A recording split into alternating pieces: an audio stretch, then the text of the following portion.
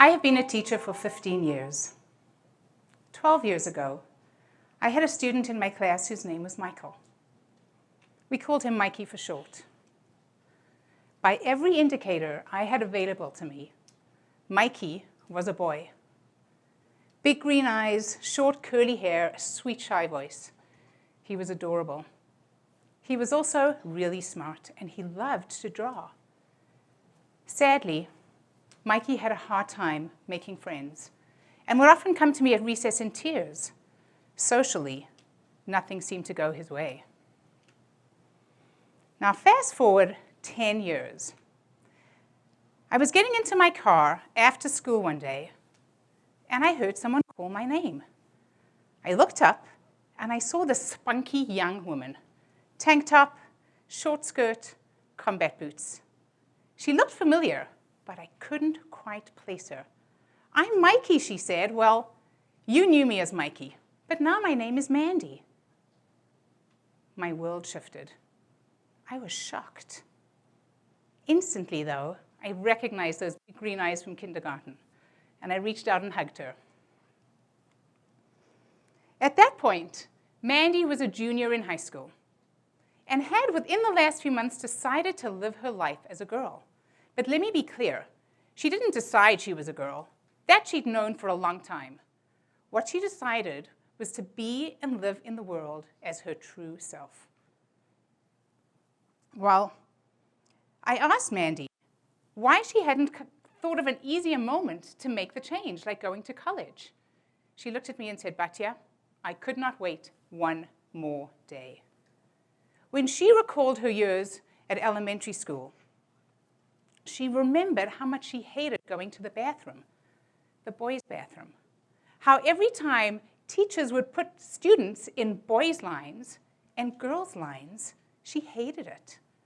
I cringed when I thought how my boy-girl language reinforced a system where Mandy couldn't find a place for herself. Well, her story threw me for a loop. As a teacher, one of the most important things to me is that every child in my class feels safe. Well, determined to not make the same mistake again, I decided to get curious. I began to observe how gender was playing out in my classroom, and I did some research. And this is what I found. There are many myths and assumptions out there about gender, and they don't only hurt kids like Mandy, they hurt us all. So tonight, I want to look at two main ones. The first myth is that gender is binary.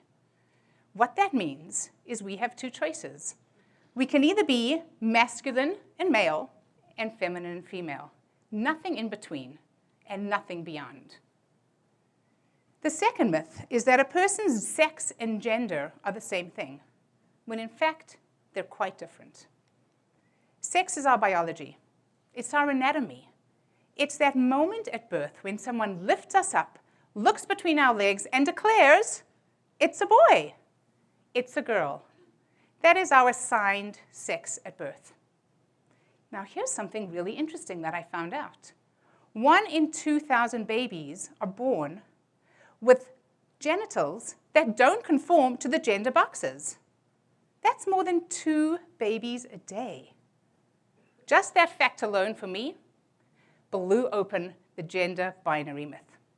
Okay, so if sex is between our legs, gender is between our ears. Gender or gender identity is our own deeply innate sense of how we feel inside on the continuum of male to female. Here's my point, though. Sometimes our gender does not correspond with our sex, in the case of Mandy. Researchers now believe that children begin to develop their sense of gender identity between the ages of 2 and 3. Now, for most of us, they do line up. For me, I was born a girl. I feel like a girl. And so for the most part, the system worked for me.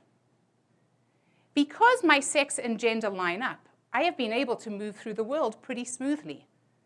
A privilege I didn't even really think about until Mandy. for Mandy, it was completely different. She was fighting the system even before she had words for it.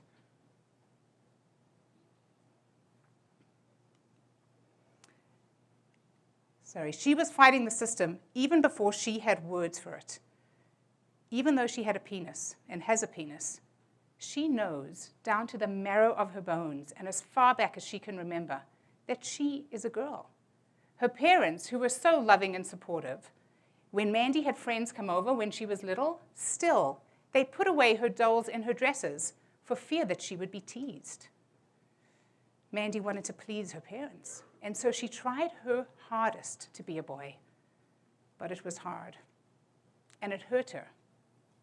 And it hurts her still. You see, in our culture, when you don't fit into those boxes, our society does not know what to do with you. If anything outside of the boxes is seen as breaking the rules, and consequences can be dire. I recently read in the New York Times about a teenager in Oakland, California, who identifies as agender, meaning neither male nor female. This teenager, Sasha, was coming home one day from high school on the public bus. Sasha walked to the back of the bus and fell asleep. Another group of teenagers got on the bus, saw Sasha, and in the words of one of them, Sasha looked like a dude in a skirt. They were so offended by the sight that one of them set Sasha's skirt on fire. The skirt went up in flames, and Sasha sustained multiple third-degree burns.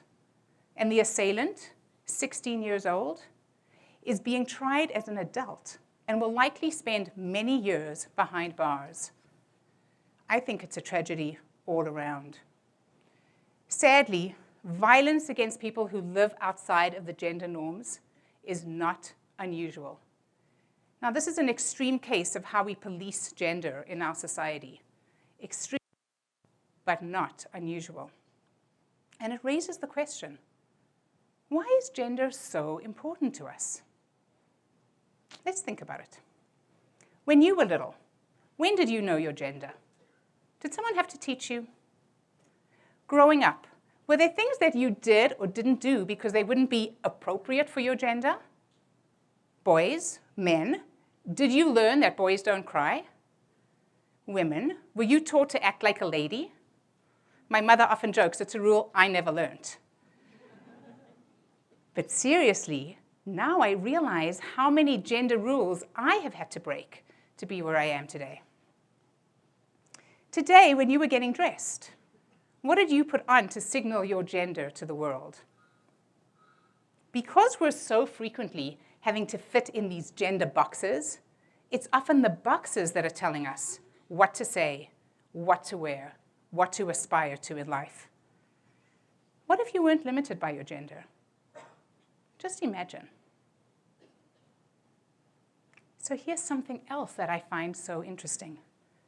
My kindergartners are already limited by their gender. At age 5, they're already policing each other about their gender. A few weeks into school this year, a boy I'll call Sam came to school in a pink t-shirt. As he approached the line, another boy in the line said, "You can't wear that, Sam. Pink is a girl's color."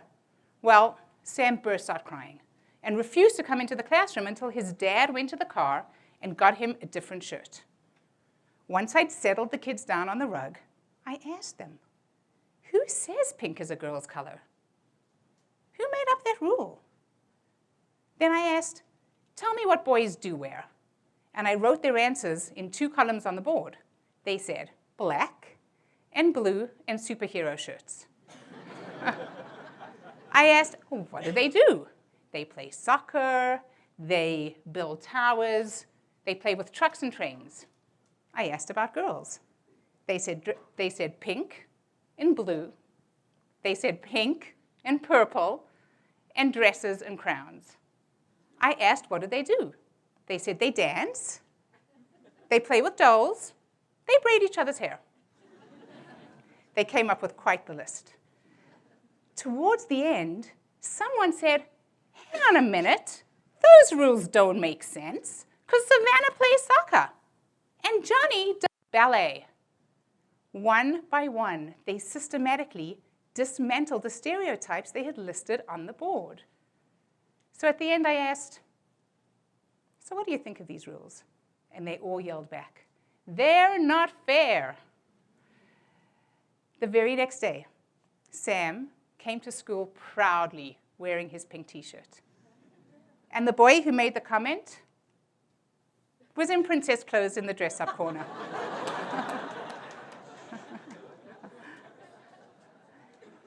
Here's what I have found.